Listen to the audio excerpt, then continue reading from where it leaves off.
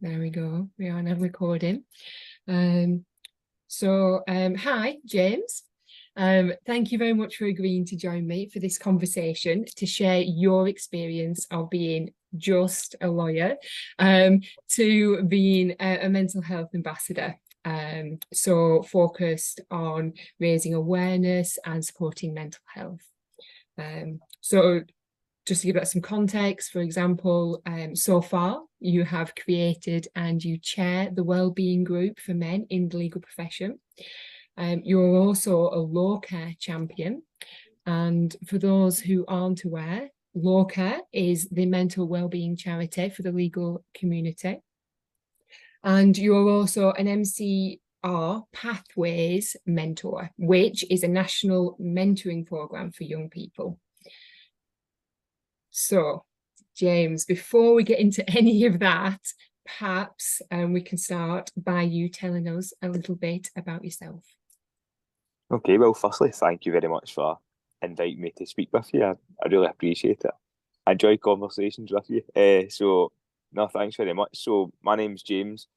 I'm from Glasgow in Scotland, and I'm a legal counsel in the outsourcing technology and IP team at NatWest. I've only been here for about 2 months, so it's very new. I'm about 2 years qualified as a solicitor, and yeah, I'm a chair of a men's wellbeing group, a law care champion, and an MCR Pathways mentor, all of which are extremely important parts of my job and extremely important parts of my life. Outside of work, I'm a singer-songwriter as well, which I absolutely love. And I'm generally just a sporty person, so I try my best to fit all of that into every week as best as I can. Fabulous. Well, it sounds like you've got a lot going on there. Yeah. So, can I ask then, to give us a little bit of perspective of how you got into sort of the mental health sort of championing, if that's such a word. So what were the key mental health challenges that you experienced specifically from the perspective of becoming, that process of becoming a lawyer and being a lawyer?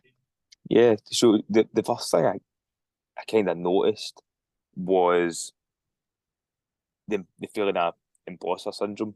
That was something that I actually think I experienced from the beginning of my university career, but I just never really thought about it. I just kind of went through the motions and just had that one goal of, I want to get this degree, I want to get the best degree I can, then I want to do the diploma, then I want to qualify as a lawyer.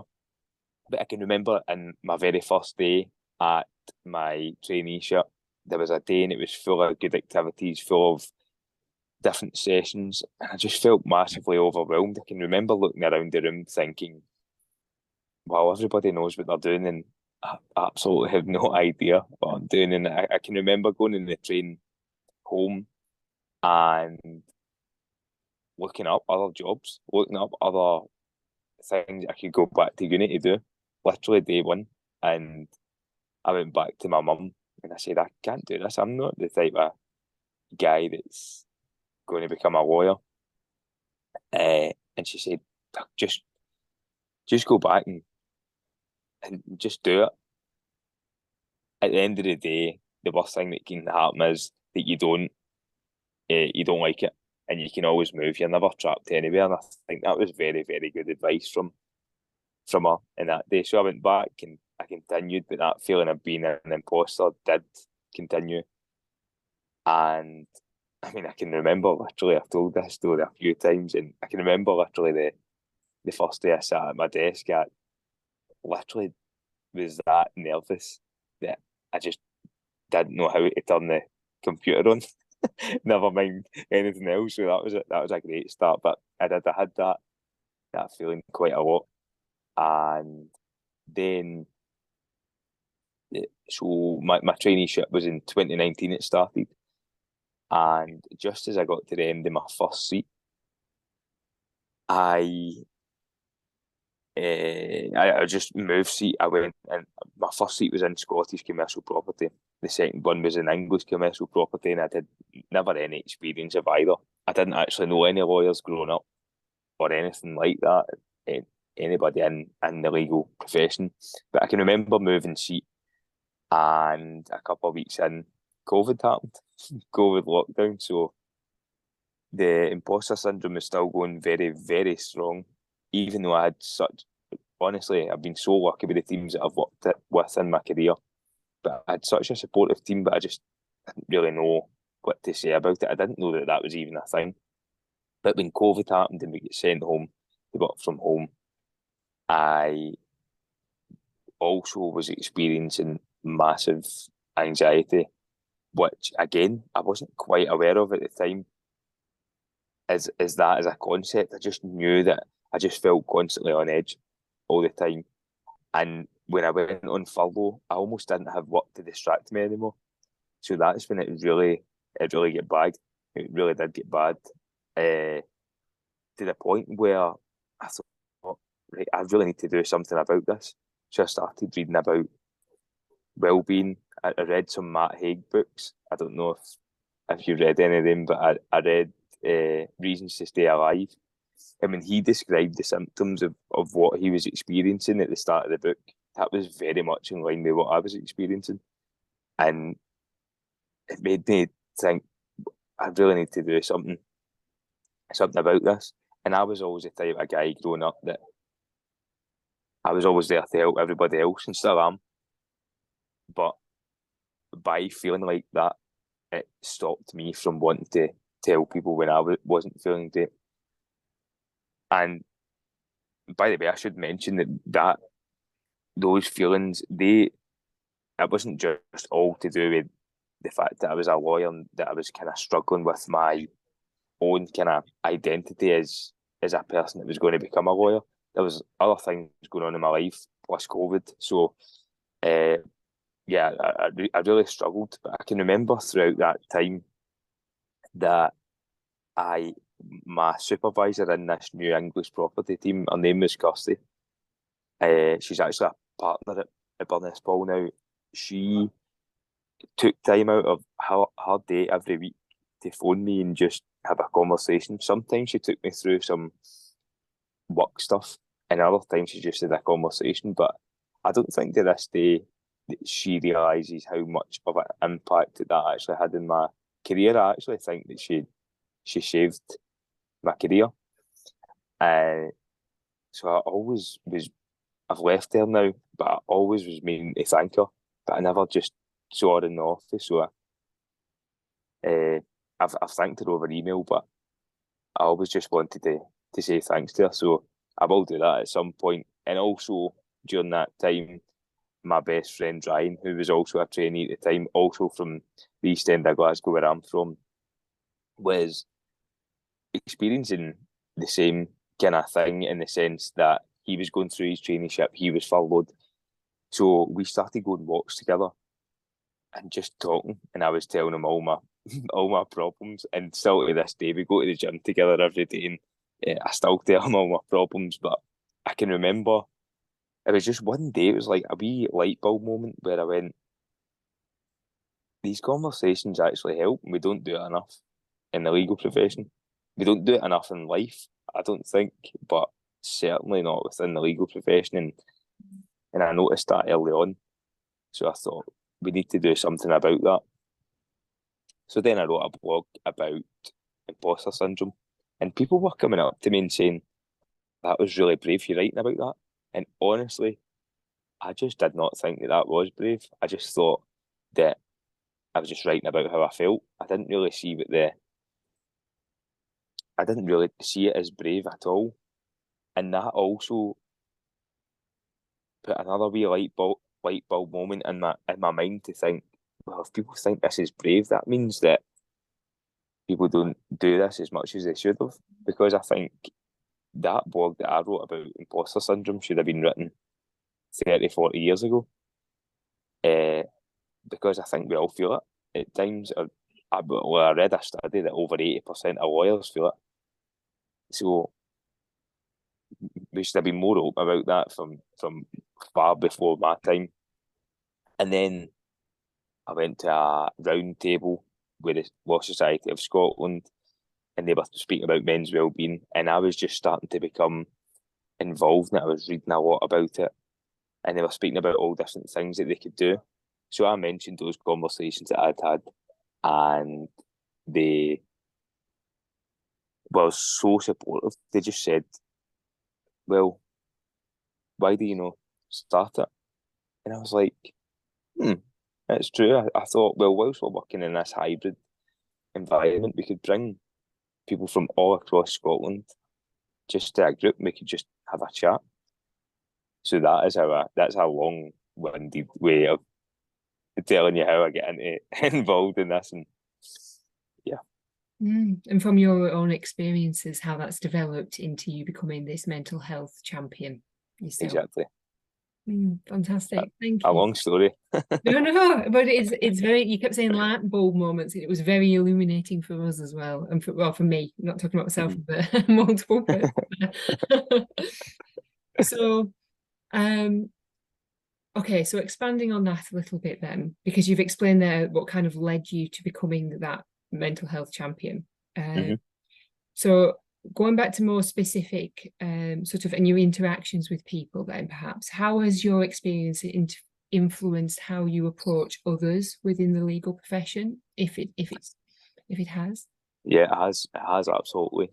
I think from my own experience, what I've been through, and just becoming more and more involved in this space, I think the most important thing that I've learned and what we should all do is to treat everybody with empathy, because you don't know what anybody's going through at any point in their life. I mean, I was always still probably am, but I'm always a guy that's laughing all the time.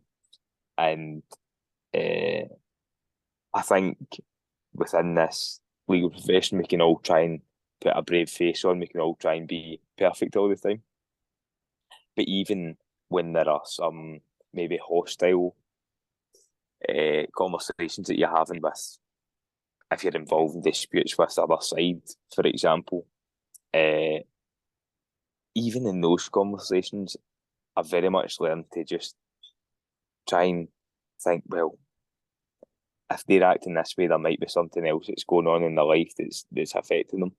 So empathy is the number one thing, and probably in line with that is I try and be nice to everybody, because again, see, just having that wee moment of kindness, it can make a big massive difference to somebody's day. As I said, when Kirsty does that, and she probably hasn't given it a second thought since, but see, just having that wee conversation, somebody just being encouraging or just being nice, I think, like, we can become so entrenched in our jobs, and this isn't just a legal profession thing, I don't think, but we can become so entrenched in doing the job and getting it done.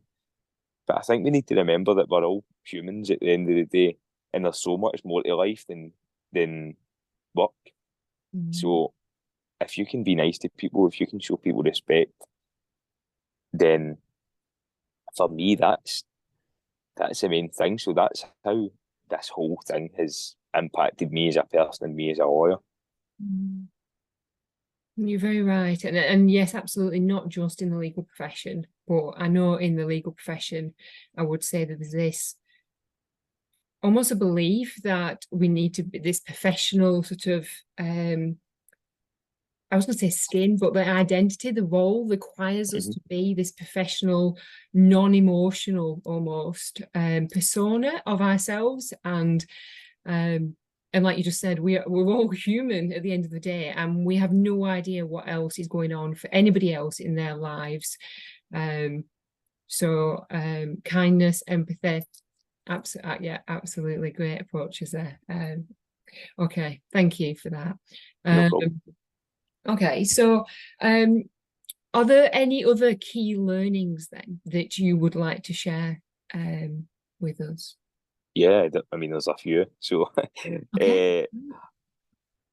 so I would say that the first one in terms of key learnings is that the more open that I am, the more vulnerable that I am, the more open and vulnerable people will be with me. Mm. So I always heard this quote: if you want to make a change in the world, try and make it within yourself first. And I think that very much applies here. If I can be open and be comfortable speaking about my own mental health, if I can be vulnerable, then that encourages other people to do the same when they're speaking with me and just in general. So if I can like go to somebody and say, I'm feeling this way, or I'm not feeling great today, it almost encourages them to say, whenever that time comes up again, to say to me, I'm not feeling great today. And that's just, it's such a nice feeling, because even though you're being vulnerable in that moment, you're collectively helping other people to do the same and Yeah. open up the conversation. Yeah. A second learning that I've found, and this is in relation to work, but people don't speak about it at all in that way. But sleep is the most important thing. Like sleep is so much more important than I've ever imagined. It is the absolute foundation of your next day. If you don't get a good sleep, you're going to be more likely to have kind of mood swings, less likely to concentrate, more likely to binge eat, less likely to exercise. So that's something that I don't think's factored in a lot in people's lives. And that includes having a good bedtime routine, a good waking up routine. And I know that's a lot to fit in a day, but I've learned to massively prioritise that. Another thing is, we had a wellbeing group and it was on happiness. And I asked the group, what is it that makes you happy? And I can always remember that, myself included, we all kind of struggled to answer that question for a while. So it made me realise that, one, we're not intentional about how to be happy or doing things that make us happy. And secondly, the answers the answers within the group all had a common theme, and that was stopping working, which we really need to do. Sorry. Which was stopping working, doing things that we enjoy with the people that we love. And I think, I mean, if we could do that and be intentional in doing that, that would make such a difference to us all. And probably the last one is that I read this book called, I'm coughing now, but I read this book called Lost. Sorry. We'll try again. I read this book called Lost Connections, and it spoke about in the book how we're losing connections to everything. So that's to other people, to ourselves, to nature. Sorry. Wow. But yeah, we're losing connections to ourselves, people, nature, even to our work, because even in our work, we're kind of losing a sense of purpose, a sense of why we're there, why we're doing the things that we're doing. And there is also a study which is very much in line with that, which says that the number one factor in your satisfaction, the number one contributing factor to your satisfaction or your happiness in your life, is building good relationships. And I think that's something that we all forget as we're trying to fire towards promotion, fire towards a new job, to the pay increase, to the getting your chargeable hours up to where they need to be, hitting your targets. I think we all forget that, no, what's going to be important at the end of the day is our connections with other people, how you made other people feel. So, yeah, I would say openness, sleep, connection, happiness. These are all things that I've learned to be intentional about. And as well as what I was, when I was listening there, I could the links between them as well. So in relation to the connection, sorry, are you all right? Uh-huh. I'm fine. Yeah. So in relation to like the connection, just having that connection with other people as humans to allow you to be vulnerable. And then that allows them, it makes it okay for them to actually have the same sort of relationship and connection with you or somebody else in the future. And then I was linking in my head the sleep with resilience and also the intentional happy, because that builds resilience and how we feel and our purpose and connection with work, for instance, which can be so easily lost as well. But yes, sleep, absolute paramount to resilience in everything. Yep. um, and sometimes, especially as lawyers, we don't get quite enough, whether that is because we're just overworking or perhaps the overthinking that comes before we're able to fall asleep, Yep. waking up early and immediately checking for emails, that kind of mentality. And Yeah. yeah. Screen time as well, because if you're working until you're going to sleep, you're not going to have a good quality sleep because of the blue light that comes through the screen. So Mm. again, I think we, and I mean we by us as a society Yeah. and the firms that we work for, the organisations that we work for, I think we need to allow for time before we go to sleep as well. Mm. So Yeah, yeah. absolutely. So really, some really good key learnings there. Thank you for highlighting those. Okay, so um, in relation, because obviously you've created this mental health group for men in the legal profession. I was wondering, how have you seen, because you have been like kind of on the front line a little bit of that, how have you Hmm. seen others benefit from growing awareness and the accessibility to groups such as the one that you have created? Yeah, I mean, I suppose the guys in the group would be better at answering this question, but I mean, the best thing about it for me is that we've created something that you can be a part of, and it's such a nice and safe place to be. It's literally the thing that I look forward to most in my work every month is that last Friday, that between 1 and 2 p.m. Just going having a chat about something. And we always have a theme for each group, and it's always in relation to well-being. So as much as we're part of something, we're also growing our awareness and learning from each other's experiences.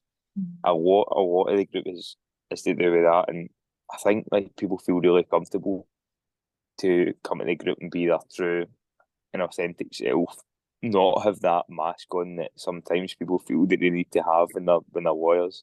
But just come as yourself and almost forget about being a lawyer. And I hope that it gives people something to look forward to, regardless of whether they're having a good week or a bad week or a good month or a bad month. And what's nice about it is that it's just somewhere for people to go, whether they're in a good place or not, and they can just speak about it, just speak. And I think there's so much comfort in knowing that if you're ever struggling, that there's people that are always there, always in your corner. And that's what I always say at the end of every session is, we're always here. And I think that's a fundamental way in which the group has helped improve people's resilience Mm. within the legal profession and just build those connections that I spoke about earlier. Mm. Yeah. So it's a 1 year anniversary actually of it in a week's time, which is mad. But yeah, it's good. Congratulations for your 1 year anniversary then. That's Thank you. amazing. And it sounds like it does definitely link back to what you were saying about your key learnings there. You by being vulnerable, being, and it's okay to be human in those in those meetings. Mm-hmm. You're building connections so that they have somewhere to go to speak to, somebody to, someone to listen or just to listen.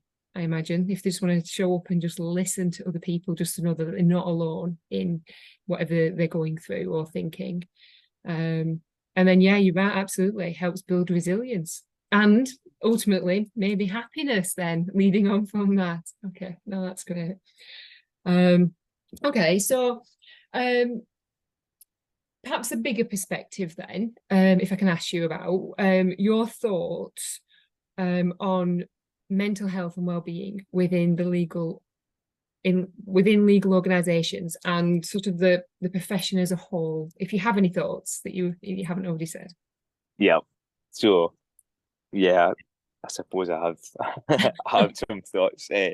But I think like firstly I would say that the legal profession and mental health and well-being within it, the focus is definitely improving, but there's a long way to go.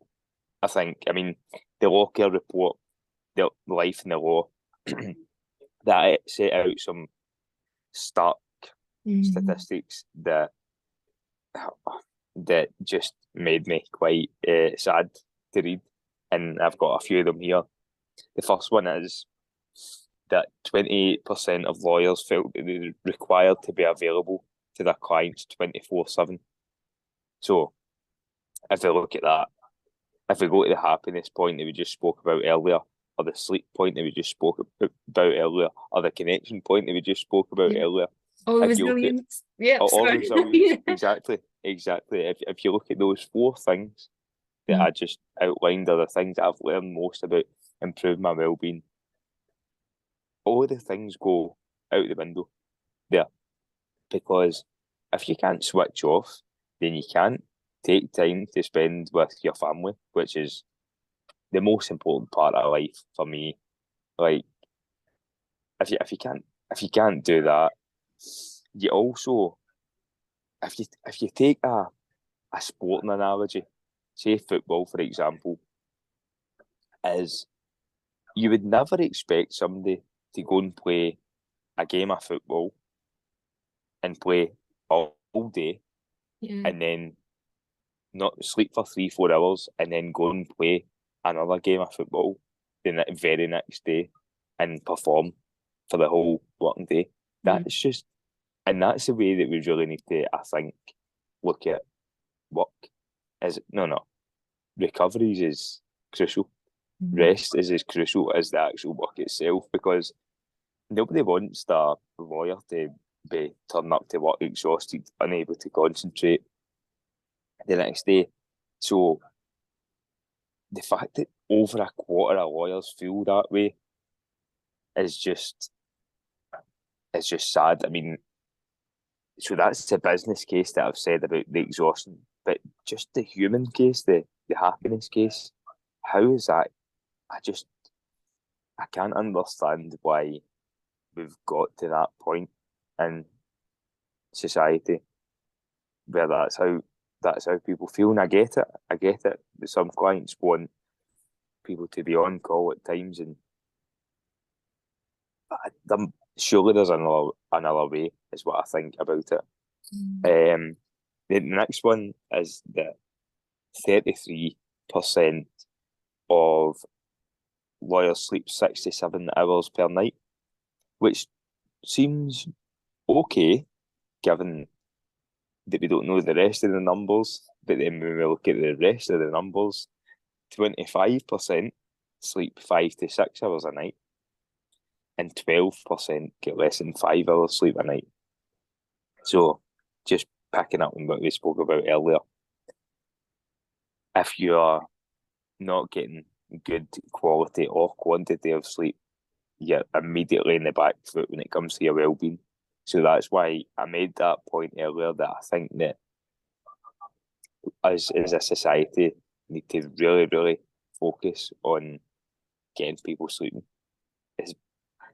When you hear people say, I'll sleep when I'm dead, that's a wild statement, because if you don't sleep, you will be dead quicker. And you see all the studies about that, and I read that book, Why We Sleep. It does dramatically decrease your life expectancy. You don't sleep enough. So I think we could have a focus on that. Don't get me wrong, that's difficult, because the type of people that lawyers can be are just focused on getting the work done, and that's fine. That's good. That is why you're a lawyer in the first place. But it just comes down to looking after yourself a wee bit more. And then the last one in that report said that 69% of people had said that they'd experienced mental ill health over the previous 12 months. Now, that was in 2020 to 2021. So COVID might have had an impact on that. But I think that as a statistic it just shows you that how important it is for charities like Lockyer to be there. They conducted this report, but how much it's needed for people to look after their own mental health. It's not a good place for the legal profession to be in if 69% of people are feeling that way. So, as I say, we've done a lot, I think, in the profession. I think these conversations wouldn't be happening at all 10, 20 years ago. So the fact that we're having them is good, but I just still think that we've got a long way to go. But as long as we know where we're going, I think we can get there. I'm optimistic. Good. Me too. Me too. But no, it did, that low care report. I think my overall feeling was very, very much the same. I just felt sad. Especially as well because I was linking it to my experience as well a little bit. So yeah, absolutely. All relevant points there. Thank you very much. Okay, so how do you think I know you've touched on what your thoughts are on mental health and well-being with legal organisation, like as a whole.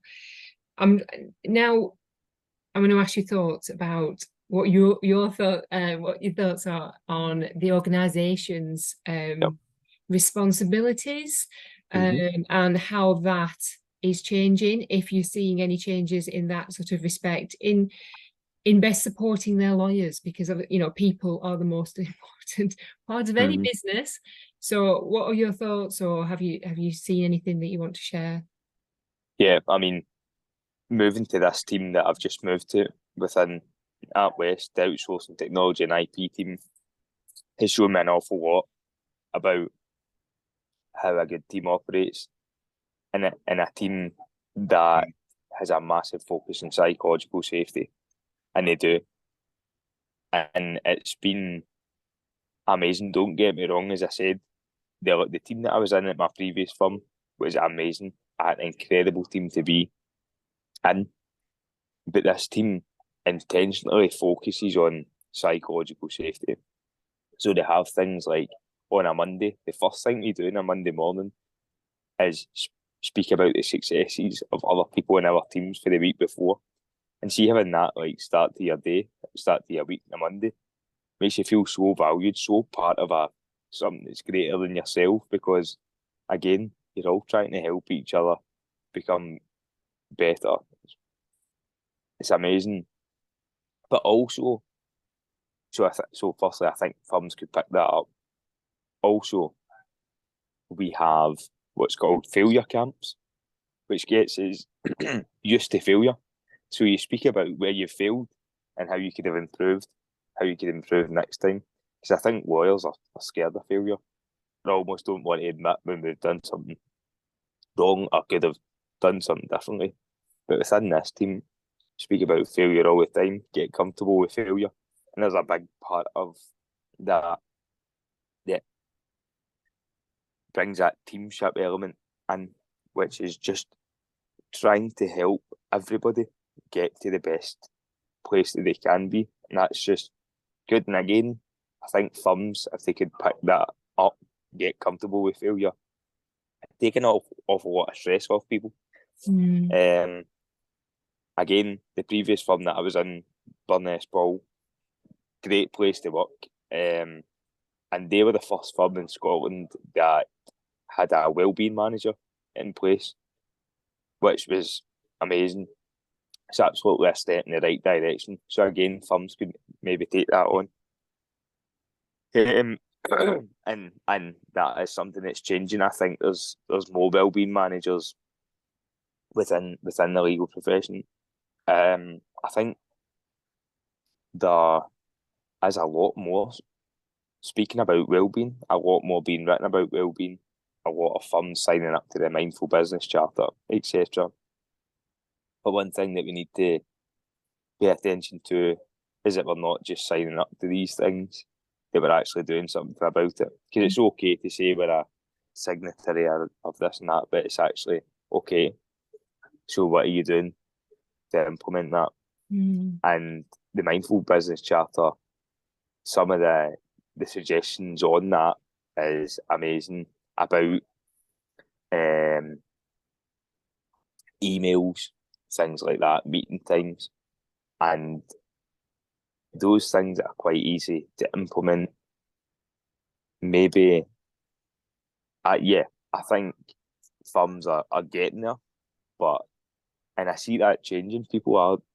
Firms are getting good at that, but the difficulty is that the chargeable hour remains a massive thing, and that means that all those other things that I've just spoke about, that the speaking about successes, failure camps, etc., just general catching up your team or focusing on mental health and well-being, they can go to the bottom of the list of priorities because that's not chargeable time, and everybody gets targets to reach. So I always think that that's an issue, but don't really know. It's not really my place to say how to fix that. I don't really know if there is an easy solution to that, but I just know that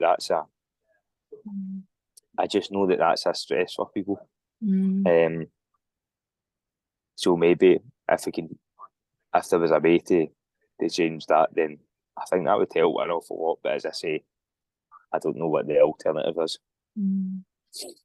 There's lots of studies though when they've done it on like return on investment for like coaching approaches, for instance. Obviously, I know, but then that openness, that willingness, and just being okay to explore, like celebrate success and to explore this thing called failure.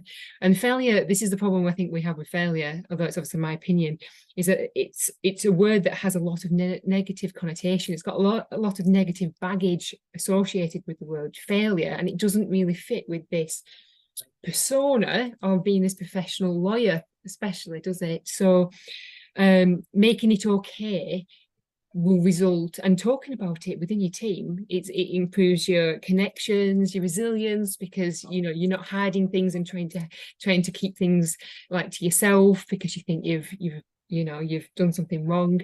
But also there's an opportunity for learning there and growing, and other people can learn from other people's like mistakes if there was a mistake, so I think there's a lot to be gained from it, which can only improve people's connection with work, their focus on work, their productivity, and therefore it would be reflected in their chargeable hours. And their obviously the ability to sleep again at night. If they've actually managed to discuss these things in work, then they're much more likely to be able to get to sleep and then come to work the day after fully recharged. So I would argue that there's a lot of evidence, but like you say, I think it's more about, yes, there is awareness with, you can see it, can't you, with the wellbeing directors and heads of wellbeing within legal firms. But it's about making sure it's not just a tick box exercise, and that it's that the culture of the organization, that it's a bit of a challenge sometimes to change that. Because people maybe don't believe it to the full extent, because that's not what they've experienced so far within their working environment. But no, I agree. We need to raise awareness first, because from awareness then comes choice, doesn't it? So, yeah, absolutely agree. And I think back to the empathy point that I was speaking about earlier. I really didn't understand what it was like to struggle mentally until I struggled myself. So, and I knew people that had said that they experienced these things, depression, anxiety, work-related stress. I knew people in fact, a lot of men that had experienced those things. But until I experienced it myself, I just couldn't fathom why they were feeling that way. So I think if there's people at the top of organisations that haven't, that have been fortunate enough not to experience those things, then they just might not take it as seriously as they would if they had. But as I say, it comes down to priorities at the end of the day. And I realise we all have different priorities, but for me, I just care about making people feel good. And I really think that we would keep so much people in the profession if we had a wee bit of a focus and people just enjoying their time at work rather than just getting the job done. Just from my experience in conversations with people in the group and other people, I think a lot of people just fall out of love with their jobs. And that's not just a legal profession thing, that's just across the board. But I think if we focus on, like, okay, we're here, so try and enjoy it, let's integrate things in a day which makes us enjoy our job and enjoy the challenge. I think we could do a lot worse than trying to do that. But again, I'm not the guy making the rules. I'm just these are just things that whiz around my head every day. So yeah. But yeah, everything you spoke to though about your key learning points, the resilience and that connection, empathy, sleep, will allow then that enjoyment to come out during the day as well, wouldn't it? And we do spend a lot of time at work, so so yeah, absolutely. Okay, so I was going to ask you, what do you think? What do we need to see the legal profession doing more of? Now, I don't know if you've already answered that. So, is there anything extra that you want to add to that question? If I asked you that, I would love to see every firm have a wellbeing group within it. Burness Paul that I was at, they kind of had the beginning of that in terms of they had these sessions called Being Me sessions, which I helped organise along with another two of my colleagues there. And those sessions were literally people from across the firm speaking about certain mental health difficulties that they've had in their lives. I think that was so good. But I think if we could literally have just a wellbeing group within every firm and make sure people meet, make sure people go to it once a month, an hour a month, I don't think that's a lot of time to be given away. That'd be good. But the only difficulty with that is that people might not be comfortable being vulnerable in their work, which is fair enough, to be honest. But I just think if we had that facility for people to, again, feel a part of something, feel that they can open up, feel safe, then that'd be good. But other than that, I think I've covered everything, hopefully. Yeah, well, I think as well, I think it's a great idea. Because even if you joined, if you turn up for the hour, for instance, doesn't mean you have to actually contribute. You could just literally just listen, just be aware of what's going on. I think the biggest sort of barrier to people trusting that would be the culture of the organisation and how far away it is, whether it's just a brand new idea that seems a little bit odd to them because it's just out of nowhere, or whether it's been a gradual and it's just about building trust, isn't it, with within the organisation, with each other. And yeah, I think it's a great idea. Okay, James, thank you. Okay, so what piece of advice or question would you ask a lawyer listening to this that is considering getting help or joining your or a similar mental health support group? That's a good question. I would say that advice-wise, there's absolutely nothing to be afraid of if you're looking to get help or if you're looking to join a group. I think fear is what holds people back a lot with a lot of things in life, but definitely by reaching out for help. And also, if you need help, you're never a burden on anybody else. But the majority of the time, you're actually helping them. Because somebody comes to me and asks me for help, I feel good. I feel as if, okay, I've got a purpose here. Like I can help. And people like to be able to feel like they can help. So I would say don't fear that. Vulnerability is good, genuinely. It took me years and years and years to. I'm still young, right enough, still in my 20s, but it's took me years and years to realise that. But it's good. It is. I love it. I feel as if I'm like I can be vulnerable all the time. It's quite a freeing thing. And in terms of coming to join the group that I chair, if you want to be part of something that's got no agenda, you want to forget about being a lawyer for a while, you want to speak with people that have had a massive range of experience and who genuinely do have your best intentions at heart, then just come and see what it's about. You don't have to speak, you don't have to do anything. You can just watch, and if you want to speak, then you can. I'll invite you to speak, but it's just a safe space and just feels good being there. So if you want to join, then let me know. Okay, great. Okay. So before we get on to how people can actually get in touch with you then, Yeah. I want to ask you about how you now balance your life and work to maintain your own health, well-being and resilience as a lawyer. Yeah. So um I would say the brilliant thing about my new job is that we're given this long leash to control our work when it gets done. And we're given a lot of autonomy, which I've loved so much because it just allows you to become. I mean, allows you to make mistakes, but it also allows you to make your own decisions and just improve that whole mentality of being a lawyer. And because of that, I can control for the most part when I actually work. So that means if I've got a lot on, then I can start my day really early. I'm quite a morning person.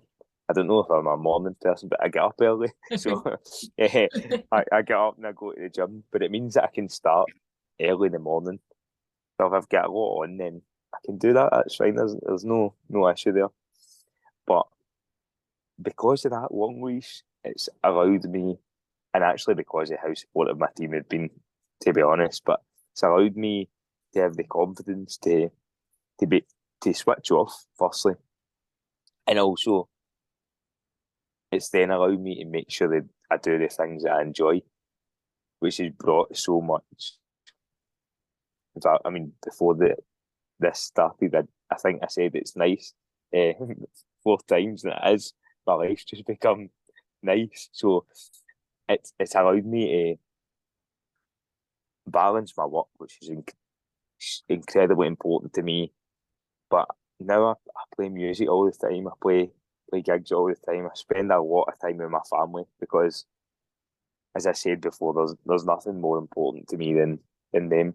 I go to the gym every day, and all these things help my well-being. So I just feel the best I've ever felt in my life, and it's because of a range of things. But one of those things is definitely having the ability to balance my work and my life. Mm. Okay. That's great. Thank you. Okay. So, one of my favorite questions. Okay. Mm-hmm. So, would you do anything different if you had to do it all again? Yeah, I mean, I've thought about this a lot actually recently. Try not and have regrets, but there are a few things I would do differently just for anybody that's listening that's just starting their career. So the first one, the most important one would be to try and work on being happy with who I am and who I am as a person rather than what I've done and the things that I've achieved. If I'd have done that a lot sooner, I don't think I would have experienced as much imposter syndrome. I don't think it'd have felt a kind of empty feeling when I qualified as a lawyer. And I would have just valued myself a wee bit more. I think I'd have looked after myself much better. So that's the first one. Second one, in line with that, and something that I very much still struggle with in a work sense, or anything actually other than well-being, because I'm fine with in respect to asking for help when I need it. So I still struggle to ask for help, but unless I feel as if my well-being's not where it should be. But another thing that I would have done differently is ask for help when I needed it, because there were people to help. I just didn't realise it, and I almost didn't want to admit to myself that I needed that. Mm. And the last one is intentionally, sorry, be intentional about enjoying life. I don't think I've done that for the first 25 years of my life. I think I just focused on the next thing and what I had to do to get it done. And I think if I'd have been a wee bit more intentional about just enjoying it, then I would have enjoyed it a wee bit more. And that's very much easier said than done. But if I could do it all again, I'd have had the word enjoy on my uh, on my living room wall. But yeah, I would have just tried to enjoy it much more. That's great. With hindsight, Yeah, but obviously those things you're implementing going forward. So, yeah. Learning from the past. Fantastic. Okay, so lastly then, where can people get in touch with you if they want to? Yeah, so for the men's wellbeing group, we have a dedicated email address, which is legalmenswellbeing@outlook.com. So if you want to join the group, feel free to email that. But I always prefer that people just talk to me informally. So if you want to do that, then you can connect with me on LinkedIn. It's just James McFarlane. And if you ever want to message me about anything, I want to have a general chat, then my inbox is always open. I'm always here to help, and I'm always here to chat. I like chatting to people. So if anybody wants to have a chat or just get a laugh or tell me what's happening in your life, then please feel free to just reach out and we can do that. Wonderful. Thank you. That's what I did. I reached out, didn't I? And you were Yeah. So no, thank you very much for your time today, James. And it's been wonderful, as I knew it would be, to talk to you and ask you some particular questions. So yes, thank you very much. No, thank you. Thank you for having me on. I've enjoyed chatting with you. I realise I did most of the chatting, which isn't always the case. But no, thank you very much for having me on. Thanks, James. Thank you.